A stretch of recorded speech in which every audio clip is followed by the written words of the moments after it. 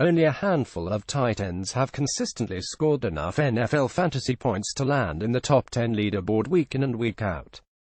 Once you get past Travis Kelce, Rob Gronkowski, and Zach Ertz, it seems like every one of them has as many weeks out of the top 10 as they do in the top 10.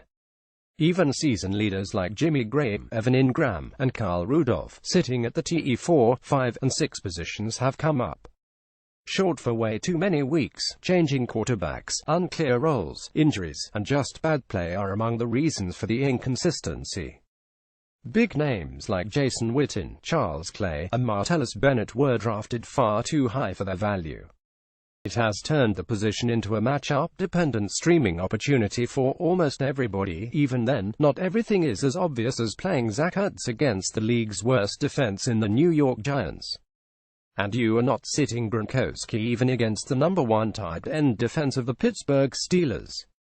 Greg Olsen doesn't care that San Francisco is the 7th best tight end defense and Jack Doyle is happy to face Denver's 2nd worst unit. Here are a few more tight ends whose matchups pushed them to the starting Amos at the M side of the ledger for Week 15. Start this guy Ben Watson. Bal versus Houston was already among the worst defending tight ends before injuries affected them even further.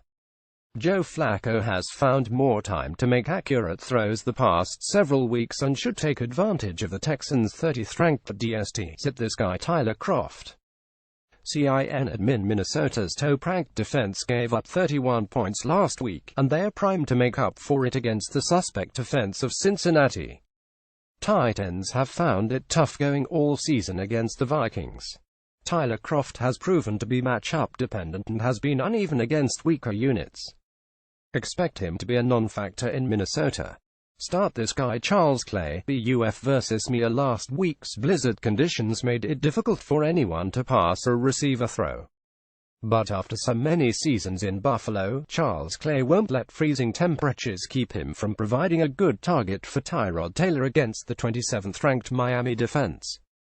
Especially in the absence of lead receiver Kelvin Benjamin, expect Charles to get back to his usual role as receiving leader for the Bills. Sit this guy Eric Ebron. Det versus Chi. Eric Ebron has shown signs of life since surviving the trade deadline in Detroit.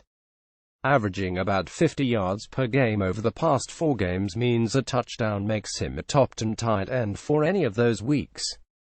Meanwhile, the Chicago Bears have quietly been playing solid defense all year. They are the 6th stingiest DST versus tight ends.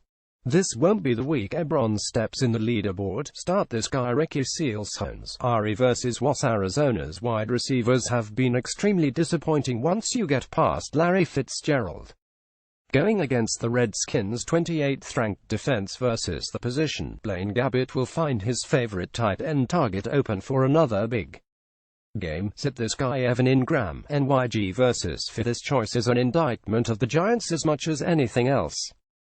The Eagles' defense has been decent versus tight ends, but the pass rush and an unexpectedly hostile crowd in what is supposed to be a home game will further demoralize a Giants offense that has ground to a halt. Eli Manning can't get the ball to Ingram on seam patterns, and Ingram is dropping too many of the short crossing targets he gets. Write the rookie off for another week. Hopefully, this will help you pick the top tight end of the week and avoid a mistake.